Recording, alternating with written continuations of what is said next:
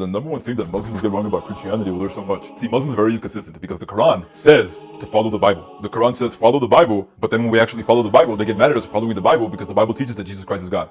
There are some verses saying that Jesus was indeed a prophet like Matthew 21 verse 11, NIV. The crowds answered, "This is Jesus, the prophet from Nazareth in Galilee." John 6 verse 14, NIV. After the people saw the sign Jesus performed, they began to say, "Surely this is the prophet who is to come into the world." John 7 verse 40, NIV. On hearing his words, some of the people said, "Surely this man is the prophet." Matthew 12 verse 18, NIV. Here is my servant whom I have chosen, the one I love, in whom I delight. I will put my spirit on him, and he will proclaim justice to thee. These verses of the Quran makes this really clear that previous scriptures were only significant for their time and Allah didn't promise to preserve them. And Quran says, "Woe to those who write scripture with their own hands," and says this is from Allah, meaning that people can misattribute words to Allah. And that's why we should verify the words written in the scriptures using the Quran, and in Tafsir Ibn Kathir and in Tafsir al-Jalalain tells us more precisely.